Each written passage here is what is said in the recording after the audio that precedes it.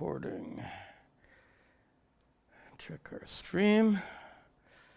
Looks good. All right. Om Sahana Vavatu Sahano Bhunaktu Sahavidyan Karavavahaye Tejasvinavadhitamastu ma vidvishavahaye. Om Shanti Shanti Shanti. Om. Good. Welcome to you. Welcome also to everyone watching, our students watching this or attending our Satsang online. We have lots of great questions. I will take questions from our online students, also from our local students, as we always do. We'll start here. Just check this. Everything looks good. Level looks a little low. Test, test, test, test. That's looking better. Okay. Here we go. This is Krishna from Boston. Krishna asks about the importance of Atma Vichara as an essential practice. As such, your Ashtavakra series is just brilliant towards grounding one towards this practice. In each video, at the end of each video, there's a guided contemplation, nididhyasana. And I pose introspective questions on experientially observing the truth. In each silence, the answer to your question is a resounding yes. For example, I'll say, in the silence, when I'm not chanting, are there any boundaries or edges in your experience? And then I'm quiet, and then just in terms of your experience, you examine and you find no boundaries, no edges, which, by the way, is an experiential confirmation of your limitlessness, which is how nididhyasana works. But he says, my question as a novice practitioner is, does persistent practice lead to the act of seeing the truth and the removal of a separate doer? As a novice practitioner, I just need to set the context, and that is the Ashtavakra Gita that Krishna is referring to is an advanced text. It's really not intended for novices, although I'm teaching it in a way to make it accessible for everyone. And the practice that comes at the end of each session is nididhyasana, which again is an advanced practice that presumes that you have already discovered your true nature as Satchidananda Atma.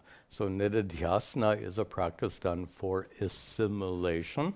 And just to get our context for everyone watching, the basic process of gaining enlightenment is a long period of preparation. Long period of preparation, followed by an instantaneous moment in which you discover your true nature. That discovery is instantaneous. Preparation takes a long time. Discovery is instantaneous, but because of the habitual nature of the mind, that momentary insight is not enough, so it has to be followed by a period of assimilation, which can also take a really long time. So think of this timeline: long time preparation, moment of discovery, followed by a long period of assimilation. I think that really accurately describes the process. Now, Krishna describes himself as a novice practitioner, which means he's still on that process of preparation, getting ready for that moment of discovery. Excellent. But then, here's the confusion. Not confusion. Here's the situation. It's not confusion at all. It's a situation in which the text Ashtavakra Gita and the practice of nididhyasana that I guide at the end of each are in principle, they're intended for those who have already made that discovery. Yet, as I said, I present those classes to make them accessible for everyone, because even if you have yet to make that initial discovery, there's still a lot, tremendous value in going through that text, and even value in going through that nididhyasana exercise at the end. Except what happens is, if you have already discovered your true nature, then the meditative exercise I conduct becomes a matter of confirming what you've already discovered, which is one way to describe the practice of nididhyasana. If, however, you have yet to make that discovery, then the guided practice that comes at the end, instead of being confirmation of what you've already discovered, it becomes a process of searching. It becomes atma vichara, which is excellent, wonderful. So if you have made the discovery, it becomes contemplation, confirmation of what you've already discovered, assimilation. If you have yet to make that discovery, it becomes a form of atma vichara, self-inquiry. And for the last several years, I've been somehow stressing the importance of atma vichara, self-inquiry, because so many followers of Vedanta, myself included when I was young, we start off with a very intellectual approach, grasping knowledge, and it turns out that orientation is counterproductive. So by reframing it, just to spin off a little bit here, the Vedanta is generally understood as the practice of Shravana, Manana, and Nididhyasana. Shravana is using the scriptures for this process of self-inquiry. Manana is a process of removing doubts. Nididhyasana, we've just discussed, process of assimilation. That first step of Shravana often gets misunderstood, badly misunderstood. For lots of reasons. Its very name means listening. So then people think, oh, I need to listen to more Vedanta. I need to listen to more, study more texts, listen to more teachers, and eventually I will hear the missing tidbit that I have yet to hear so far. This was a topic we discussed some weeks ago. That orientation is a huge obstacle. You are not going to be enlightened by listening to more and more and more Vedanta, and nor by going from one teacher to another teacher to another teacher. It doesn't work like that. The discovery is made through a process of self-inquiry, atma vichara. That's the main practice. The reason it's called Shravana, the first step, is because that practice of self-inquiry needs to be properly guided. The guidance for that practice of self-inquiry comes from the scriptures, comes from the teacher, shastra and guru, but the practice is not listening to the guru or studying text. The practice is self-inquiry. Okay, enough said. Next question comes from Kapil. Kapil lives in Pune. Question: surrender versus inaction. How to develop viveka, discernment. Whether in a complicated situation, is it surrender or inaction? He gives the example of Arjuna on the battlefield. He was actually stunned into a condition of inaction by his emotional breakdown when he saw so many of his beloved family members. So he was stuck in a state of inaction, and Sri Krishna had to get him out of that. I think, let me go on and give a little long. Let me try to quote some things. Some personal observations of Kapil. He is a software engineering project manager. Good. But now he's got a problem with, let me quote him. When in a difficult project, it is often required of me to spoil the weekends of my team members by making them work against their will, or at times reprimand some of them for their work which is unfinished as given the timelines. How to make out if I am acting as per my ego and not simply as per what is needed. And he asked earlier, the effect of tamas. I don't think tamas is, let's stay with he used a nice word, viveka, discernment. Let's stay with that. In your role as a manager, and by the way, everyone manages something, right? You manage your house, you manage, you manage yourself. So, in your job as manager, how to be a skillful manager. And here, the discernment is whether to take action or, to use the American expression, let it slide. And which, by the way, is also very common in India. They call it this chalta hai attitude. you just let everything go. Anyway, obviously, Kapil, in his role as manager, he can't adopt that chalta hai attitude. He has to take proper action. But now the question is a matter of discernment. When to act, when not to act. Let's take it on a personal level first, and then we'll talk about this work-related issue. So for you, if some people really misunderstand the teachings of Vedanta, Atma is nishkriya. It says in many texts, Atma is actionless. So then how should you become enlightened? Practice being actionless. How do you do that? I'm being silly. Okay. But people actually turn that into an argument. Why should I go to work? Why should I be engaged in all these activities if the goal is to discover that my true nature is actionless? That's a valid discussion and a valid question.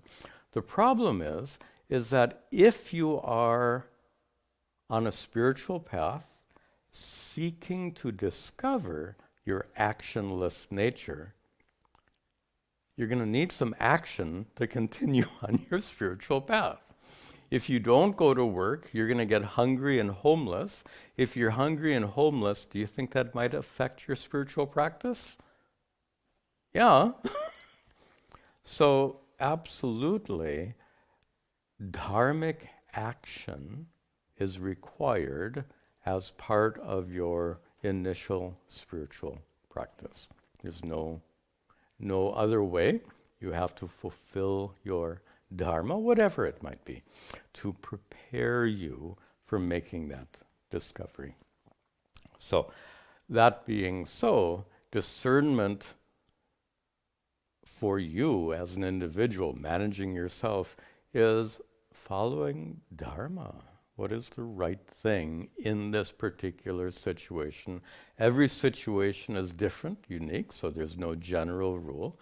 The only thing you can turn the principle of dharma, which is ahimsa, not causing harm, you can put a spin on it and say what action leads to the maximum benefit for everyone involved.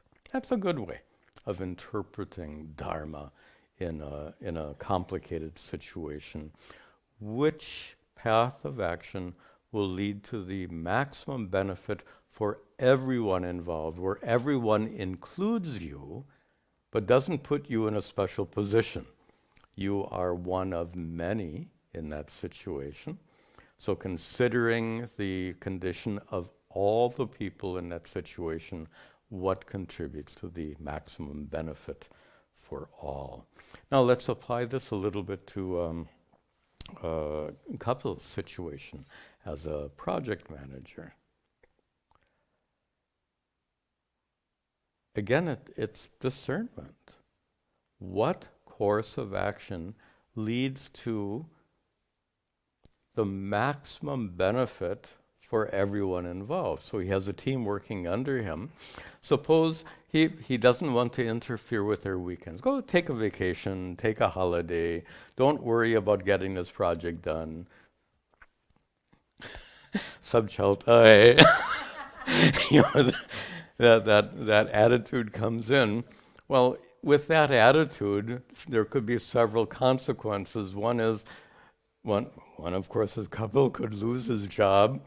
Other consequences is that the company will become financially in trouble, and everyone could lose their job. His team members could lose their job.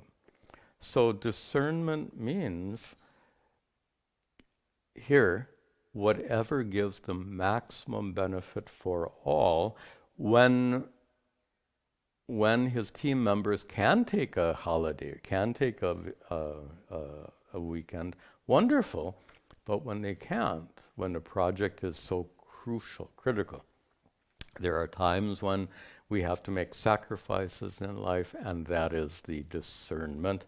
That's the viveka, and that is couple's job, is to make that discernment.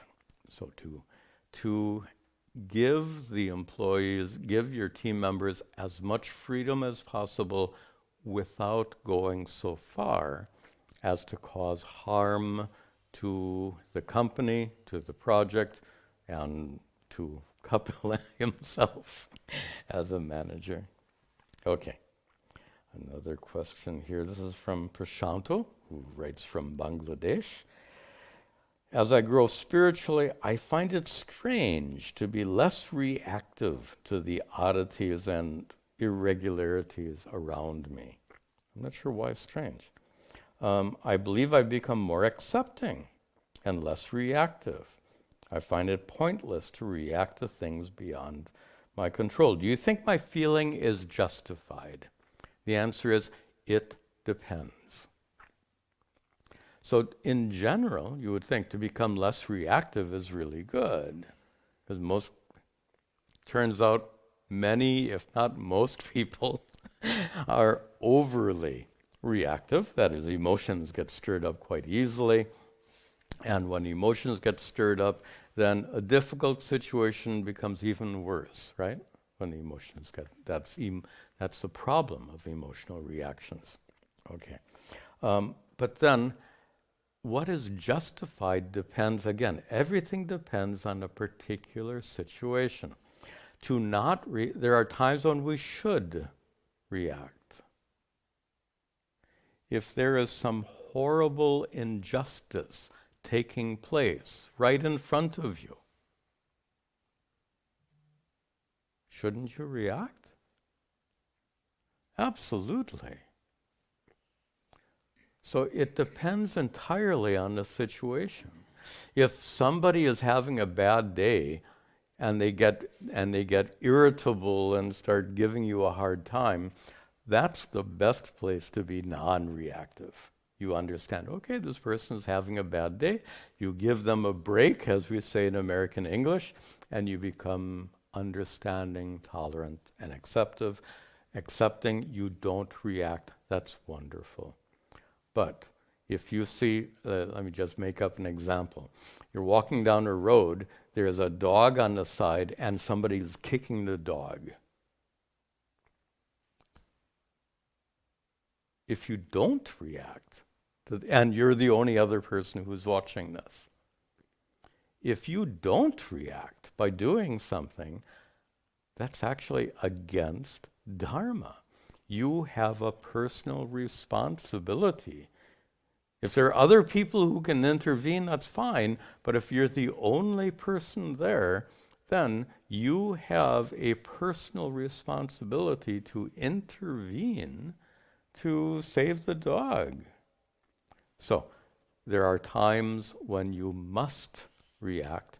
And if you were to have this non-reactive, you see the fellow kicking the dog, and you're thinking, thank goodness I'm not reactive anymore.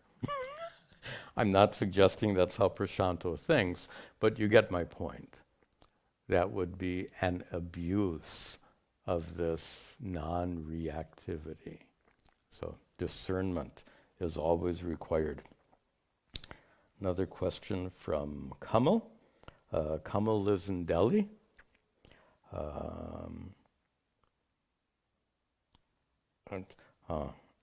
I face huge challenges in life, like when I remain calm and honest in life, dealing with people, but people outside take advantage of me and cheat me. I want to ask, how can we survive in a world full of cheats and money-minded people, since our attitude and mindset doesn't match with them? It becomes very difficult. It is difficult. And no one said it would be easy, right? And life in a big city like Delhi, I think, can be especially challenging. I've probably spent about half a year in Delhi, over not that long, several months at least in different parts of Delhi. So I'm a little bit familiar with the setting. But of course, this can happen anywhere, and not just in a big city, in a little town, wherever you are. So how to deal?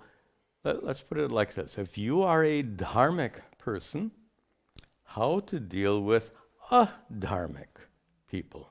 That's basically the situation that Kamal is describing. And it's not easy.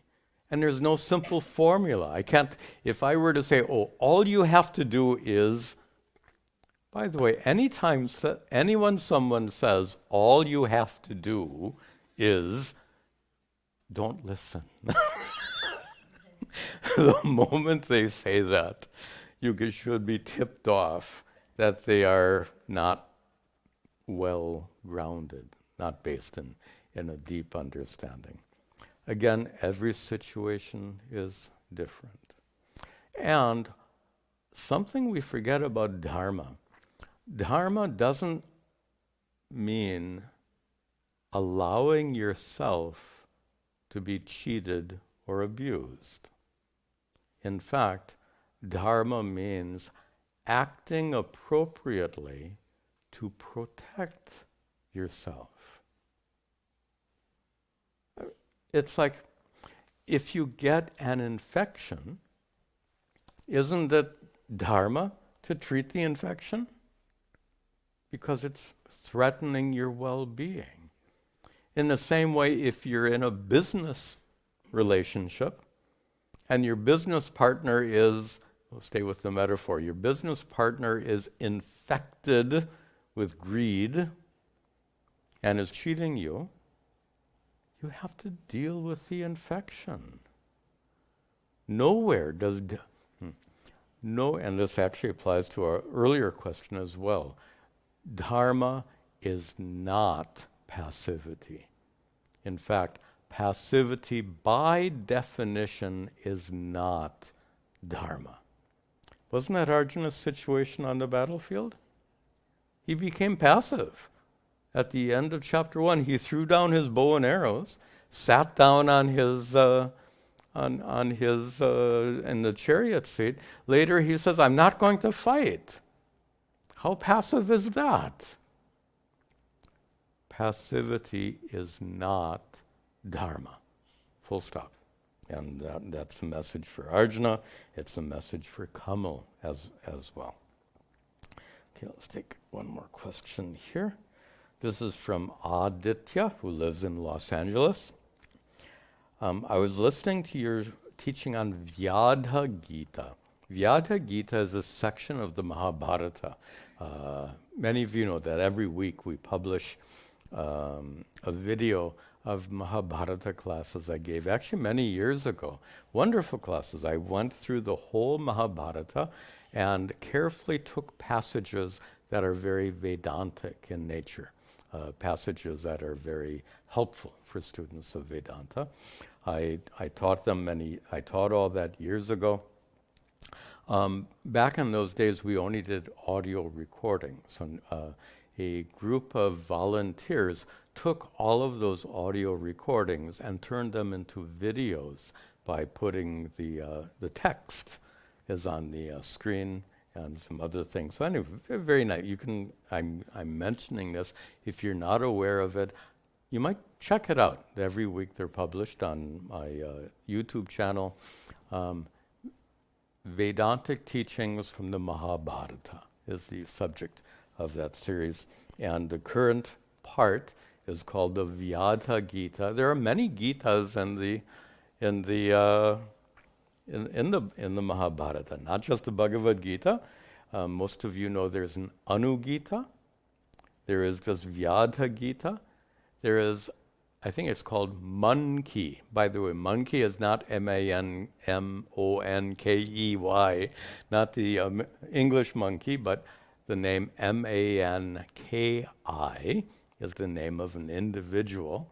And Monkey Gita is another section, another Gita, which point just to make a quick observation. The term Gita, of course it means song, but in the terms of the Mahabharata and the Puranas and other texts, when you take an excerpt from a larger scripture and study it independently, that excerpt is often called a Gita. That's a common use of the word. Anyway, coming back to Vyadha Gita. By the way, Vyadha here can either mean a hunter or a butcher. And I think in the old days, hunters were butchers. You'd kill your food and then chop it up. So this is a story. And the question is one of svadharma. And it's a dialogue between a brahmana and this Vyadha, this butcher. And I think the brahmana must be aghast. This guy is chopping up animal parts. And the Vyadha actually gives the brahmana a very profound spiritual discourse on how the fact that for the Vyadha, his dharma, his svadharma, is to chop up animal parts. That's his job. And based on that, Aditya asks, what is it that determines what is your svadharma? In the story, there was a hunter's svadharma because he was born into a family of hunters, which is true. But why does that make it his svadharma, just because he's born into that family? If someone is born into a family of construction workers and he has the ambition to be a doctor, then what is his svadharma? So if your parents are blue-collar workers and you're a young person with an ambition to be a doctor, should you sacrifice your ambitions and follow in your parents' footsteps? This shows a huge difference in culture from ancient times to modern times. Just a cultural observation you may not have thought about. Even in European culture, if you were born into a family, your future was already fixed 400 years ago. You had no freedom whatsoever. That's in Europe 400 years ago. The idea we have in modern times is that you can do whatever you want is a wonderful, wonderful thing. It's also a fairly modern idea. Throughout the history of mankind, it hasn't been that way until quite recently. So with that in mind, in the Mahabharata is 2,000 years old. So at that time, if your father was a hunter or a butcher, and you were a male child born in that person's family, you didn't have a choice. You didn't even think about any other choice. Whatever your father did, you did that. If you were a girl, whatever your mother did, you did that. That's ancient culture. Culture is quite different today. So what was svadharma then is not svadharma today, and vice versa. What is svadharma today would not have been svadharma then. So the final question is, what is svadharma today? And I have to give you that same answer again. It depends. There's no simple answer. Depends on your situation, depends on your family, depends on you, depends on your culture, depends on the society, on the economic situation. Svadharma depends on all those factors and many more. So it's no simple answer to svadharma. Then you say, how to discern svadharma? That word discernment is the key, viveka. You have to discern. And the one thing that we can add is if you are unable to discern, if the situation is so complicated, you are unable to discern for yourself what is the best path of action for you, then seek advice. And seek advice from an elder, from somebody else who's wiser than you. Which means don't seek advice from your friend next door. May not be the best source of advice. Okay, do we have any questions here today? We're okay? Okay, we'll stay. I think we have a smaller group here because of the, we have a snowstorm coming. I'll explain to our online viewers. We have fewer students here today because we are expected to get, 1 or 2 feet. That's like half a meter of snow in the next 24 hours. Wherever you're living, you're lucky. Think of us with a half a meter of snow on the ground. Anyway, so let us continue here. Some other good questions. This question comes from Rajeshwari. Rajeshwari lives in Arlington Heights, Illinois. And she asks, what is the role of sankalpa? Actually, I'm not sure this word sankalpa. She's talking about karma yoga. She's a musician. I'm seeking to improve my musical skills.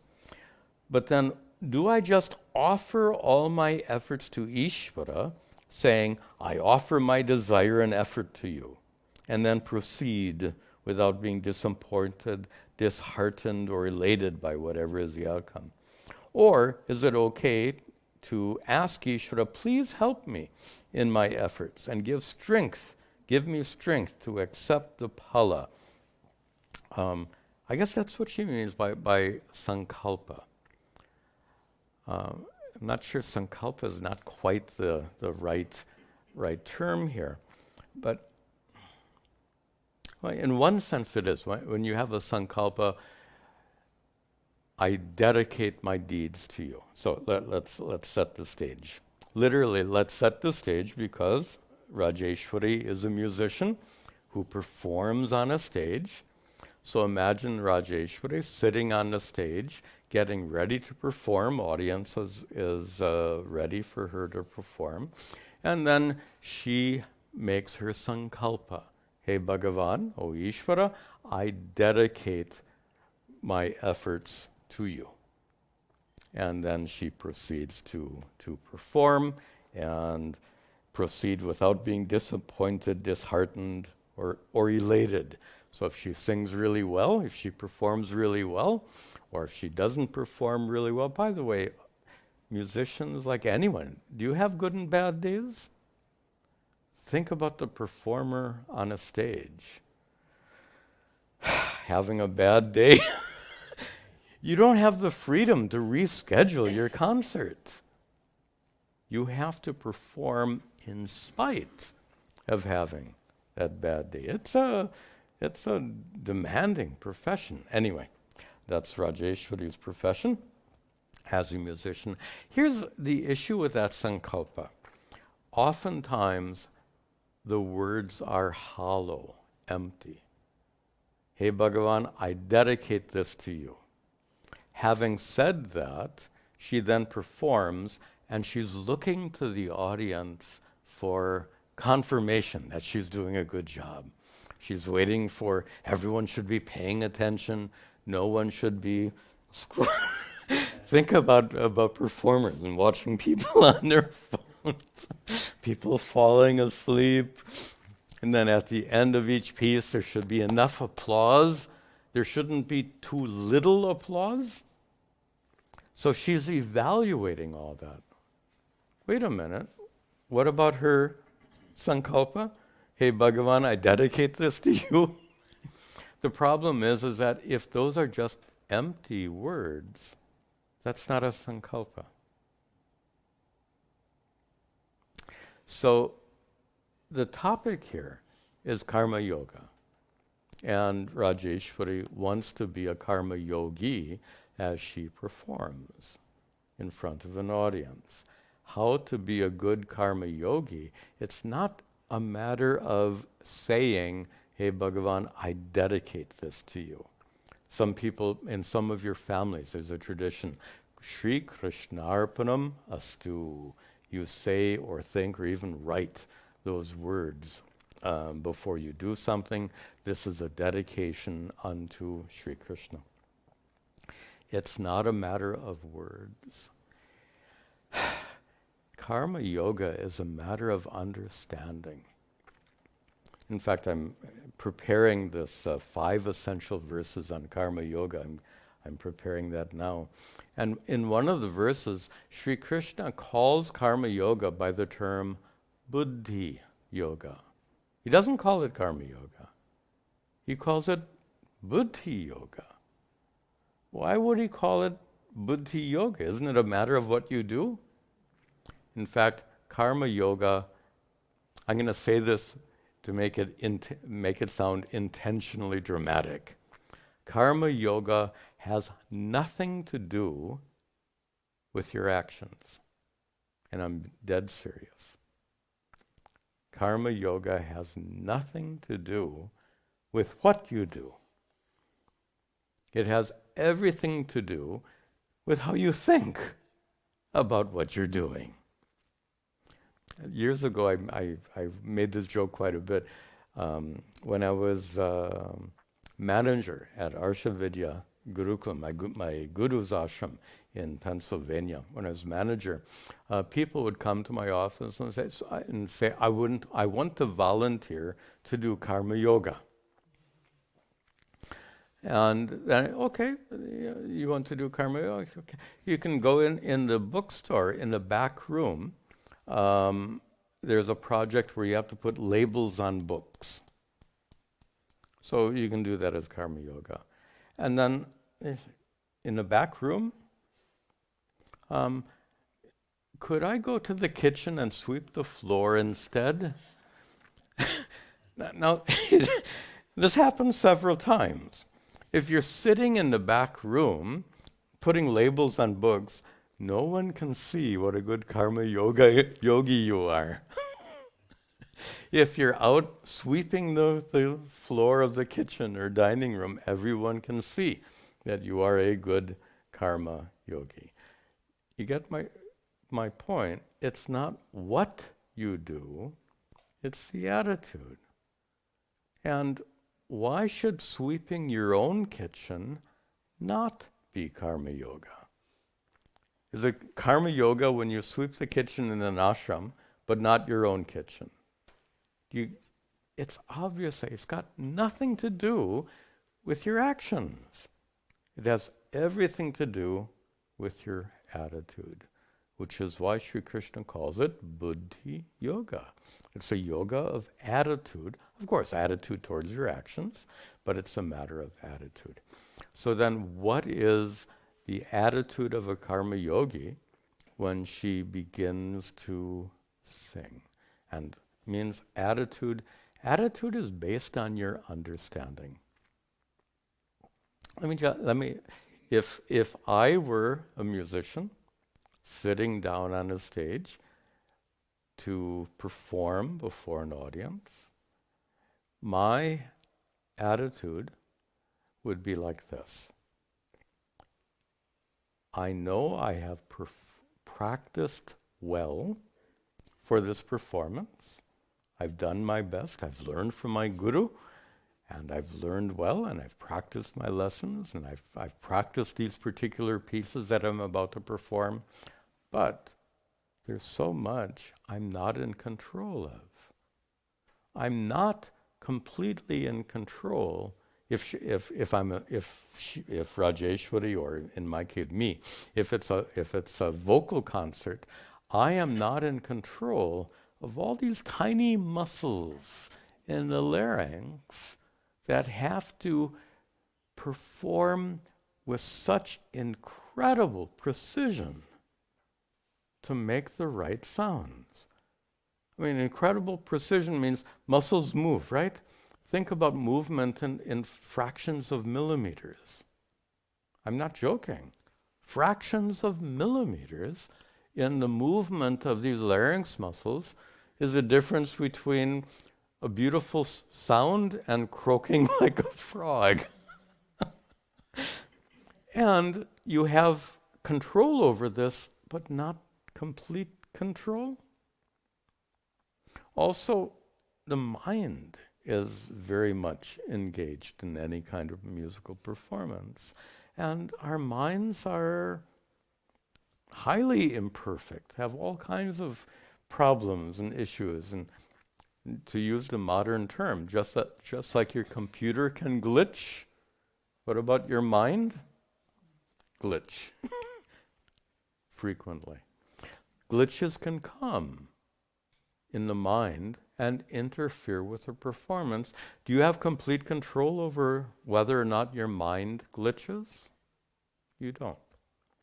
So, my prayer before a performance would be, hey Bhagavan, I've prepared my best, but I'm not in complete control of all these details. Ultimately, Bhagavan, you are in control. You are the karma paladata, the giver of the fruits of deeds. You are the intelligence that gives order and structure to the universe. You're the intelligence that makes my mind work. You're the intelligence that makes my larynx work. So, hey Bhagavan, I'll do my best. Everything else is up to you. That's the right, I won't say the right sankalpa, that's a sankalpa based on understanding. Just to make this clear, we started by saying, if your sankalpa is, hey Bhagavan, I dedicate this to you, those can be empty words. But what I just described was a form of prayer that is not empty words. Very meaningful, very personal, and based on understanding, based on your attitude. So it's a matter of attitude. Another question from Rajeshwari. How do we handle, in the modern world, multitasking when it comes to sadhana? Interesting. For example, when I'm driving the car, I listen to bhajans. When I'm cooking, I'm listening to your satsang. Good. What's it? First of all, is it a problem if you can't, if listening to my satsang makes you cook poorly, that's an issue. If listening to bhajans makes you drive poorly, that's an issue. But for most people, that's not an issue at all, right? Multitasking, most people are capable of multitasking. If you can multitask effectively, where's the problem? I don't see a problem at all, not at all. Okay, a couple more questions. This question from Gordon, who lives in Glasgow. Gordon asks, does an enlightened person still have emotional needs? Interesting. If so, can those needs be fully met by bhakti alone? You can say that, and actually, he goes on for paragraphs, so let's just stay with that question. Does an enlightened person still have emotional needs? Does an enlightened person still have physical needs? Water, food, sleep, housing, yeah. Physical needs are natural. Are emotional needs natural or unnatural? Emotional needs are natural. So then we would say that absolutely, just as an enlightened person will have natural physical needs, an enlightened person will have natural emotional needs. Now the distinction, and this is, let me respond to something he says later on here. The difference, if you say, how can an enlightened person really be enlightened if they still have emotional needs? The difference between an enlightened and an unenlightened person is how you respond when those needs don't get met. So start with hunger. And a person gets hungry. If they know you, if you know them well, they will tell you how hungry they are and go on complaining. Hopefully you will cook them some food or buy them some food. Normally, if people are uncomfortable, if they're hungry, they complain about that hunger. Even if there's no one to complain, the complaint goes on in the mind, right? You dwell, you focus on discomfort. If an enlightened person gets hungry, do you think that they're going to complain to you? I'm so hungry, make me some food. An enlightened person feels hunger, just like anyone else, but and let me choose my words very carefully here.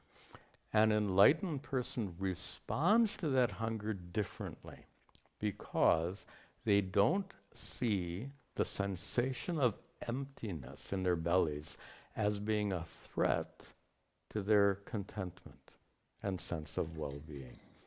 It's just a sense of emptiness. What's the big deal? Stomach feels empty. I'm okay. Stomach is empty. That's the response of an enlightened person to a physical need not being met. What about an emotional need? When people's emotional needs are not met, people stress out. I'm so lonely. Or worse, no one loves me. this kind of thing. So common. When those emotional needs go unmet, people don't just, you can feel sad, you can feel miserable, you can get severely depressed because those emotional needs go unmet. Suppose an enlightened person has emotional needs unmet. Sitting in a cave in Himalayas, emotional needs are not likely to be met. Do you think it's possible for an enlightened, this is an interesting question. Is it possible for an enlightened person to feel lonely? Why not? Loneliness is a normal feeling. I'm alone. That's feeling lonely. There's no one here. It would be more pleasant if someone was here, but there's no one here. But then, most people, when they're lonely, they feel, oh. The enlightened person will feel the same loneliness, and it's just a feeling. Like any other feeling, transient feelings come and go. Again, an enlightened person will not be threatened by that feeling of loneliness. Just like won't be threatened by the emptiness of the stomach, won't be threatened by that feeling of loneliness. Emotional, any needs, physical, emotional, are... Oh, I have to tell you this joke. So, I'm leading up to making the statement that an emotional person is a natural person, normal person. My guru's joke. An enlightened person is his exact words. An enlightened person is a normal person. The only normal person. Ah, you get it. Okay. Let's see, that was Gordon in Glasgow. Next from Julian, who lives in Germany. Um, he watched the recent video, the 5 essential verses on bhakti from the Bhagavad Gita. My question is, how do I actually remind myself to devote my thoughts and actions to Ishvara while I go on throughout my day? This goes back to that question about sankalpa we said before. Many people,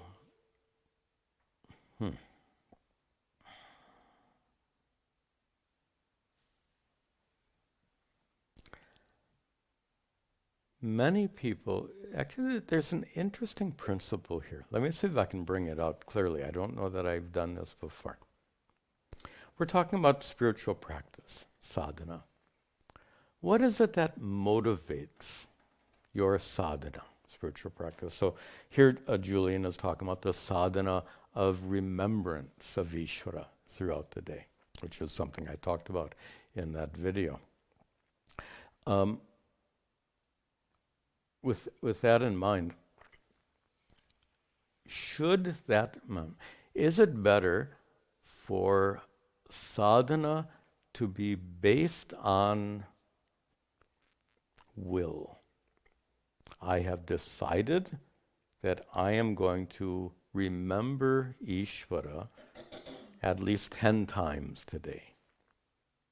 And that's not an uncommon way for people to approach any practice in life, including sadhana, which is a will-based approach. Does it work? Yeah, but it's like exercise. You decide you're going to exercise, and you're going to use your will to exercise. Does it work? Maybe not.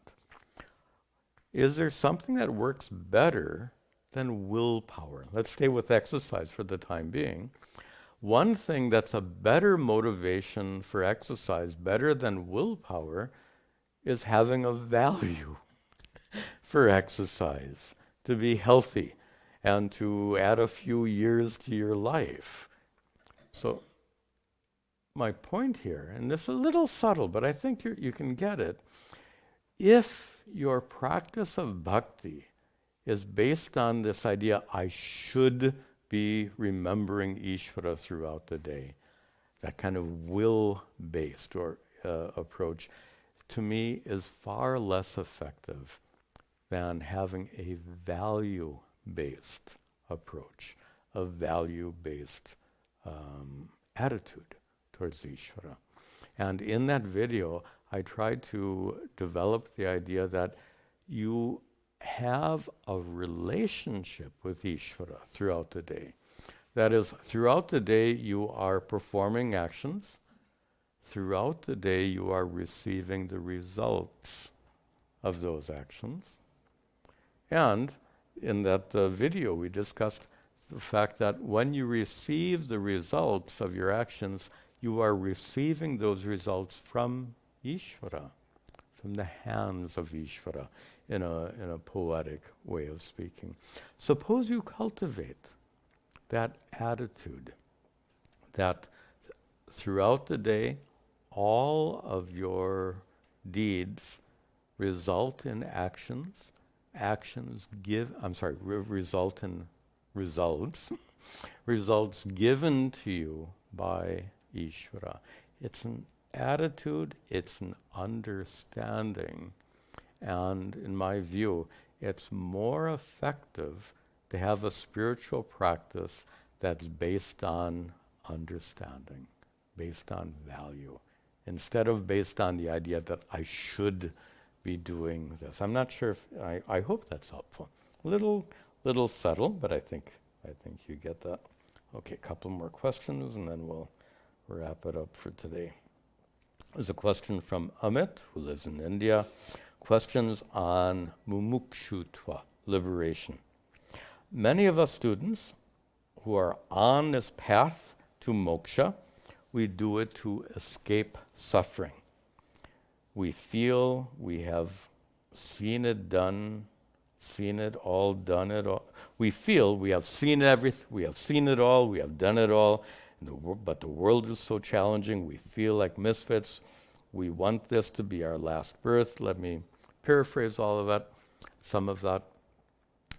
Oftentimes, the desire for spiritual growth in general and gaining enlightenment in particular, often it's driven by suffering, which is good because enlightenment is a solution to that problem of suffering. But now his question comes at the end. What about the person who is happy in the world? They have a comfortable life, but they still seek moksha. They still seek liberation. And does that count as mumukshutva, is Amit's question here. So someone who doesn't suffer much in life, can they be a sincere spiritual seeker? Absolutely, yes. So suffering is a powerful motivator, but it's not the only motivator. If you recognize the goal of enlightenment to be the highest possible goal of life. I don't want to turn this into a big discourse right now. One who has recognized enlightenment as the highest goal of life, you can pursue it as the highest goal of life even if you're not suffering. The person who suffers, however, they may have little extra extra motivation, and that's probably a good thing. Nothing wrong with that, certainly not. Okay, let's take just one more question, I think. This is a question from Prasanna, who lives in Chennai. He came up in a religious family, and he was spiritual from a young age. However, when I became middle-aged, I developed a huge problem with the dharma shastra scriptures, like Manu's dharma shastra. My rational mind completely failed to accept their position on topics like the position of women in society. Actually, it's not. Actually, it isn't. I think it's in Manu. It isn't. I'm sure it's in Mahabharata. It may also be in Manu, where it is said that a woman should never be independent. When she is a child, she should be taken care of by her parents. When she is later, she should be taken care of by her husband, and later yet, she should be taken care of by her children. So she should never be independent. And Prasanna is reacted negatively to such statements, for good reason, in my opinion. Reading the view, and he says, I'll paraphrase. So he also found that the head of the Shankaracharya matas, these religious pontiffs are called, tended to support these very old-fashioned ideas about women and so far. And he says, my respect for these great pontiffs got converted to fear and hatred. I rebelled against these rules and turned to atheism. That's an interesting comment. Notice what happens when religious leaders emphasize the wrong stuff and cause backlash. What a common scenario. Religious leaders emphasizing the wrong parts of their religion causing backlash. I give a very concrete example. I was raised in the Roman Catholic Church. In, I think it was in the 1960s, the Pope decreed that it is against the Roman Catholic Church to practice birth control. They put emphasis on not practicing birth control. The result for the Roman Catholics is not that they became atheists. They didn't leave the church. But for the first time in Roman Catholic history, Catholics found it acceptable to not follow rules established by the Pope. They just ignored him. They decided this is ridiculous. Why should we follow this stupid rule? They didn't. And of course that hurt the church because now your following is less devoted and less amenable to all these rules. The point is that when religious figures put emphasis on the wrong stuff, it does harm. And in my opinion, when Hindu religious leaders put emphasis on the wrong stuff, it causes lots and lots of harm. What do I mean by wrong stuff? Well, the status of women would be a great example. The Manu Dharma Shastra is 1,500 years old. Mahabharata is 2,000 years old. Was culture a little different back then? Yeah.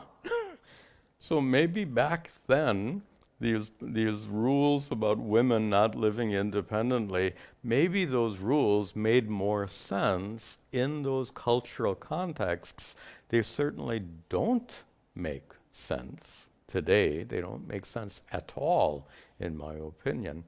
And the problem comes then when a religious leader will take an outdated religious principle and wrongly apply it in modern times.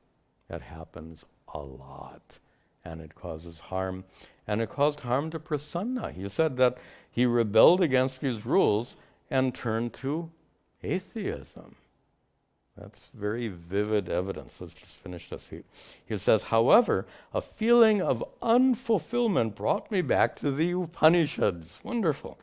So my question is, how is it that the same religion, whose view is so universal, thrilling, and inspiring in the Upanishads, became so discriminatory in these dharma shastras? Does the law of karma... Okay. The answer to Prasanna's question is to understand that Hinduism, like all religions, it's not monolithic. There are many, many parts, many, many elements, many different aspects. Certainly we can differentiate between religious beliefs and spiritual wisdom. This is, I think, a crucial distinction you can make not just in Hinduism, but in all religions. Every religion has religious beliefs. Every religion also has some kind of spiritual wisdom. Religious beliefs are beliefs. Spiritual wisdom is not a matter of belief, it's a matter of understanding. Well, the point I'm making here is these are two completely different elements that coexist in the Hindu tradition. And to use the American expression, Prasanna is obviously from Chennai, but I think you'll get this. The American expression is, don't throw out the baby with the bathwater. I'm sure even in Chennai you get this. So it means, don't throw out the spirit. If you don't like the religious beliefs of Hinduism, don't throw out the spiritual wisdom. They're not the same thing. Just as the baby isn't the same as the bathwater, the religious teachings are not the same as the spiritual teachings. So it's up to us to discern that. Things that are taught that don't work for you, set them aside.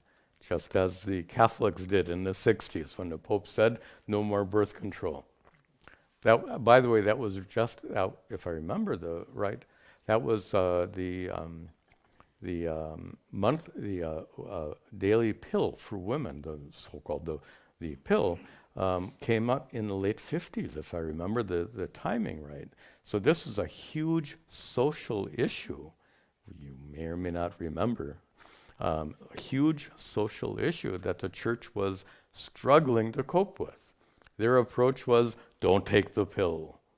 And the Catholic women said, we don't care what you think. We're going to take the pill.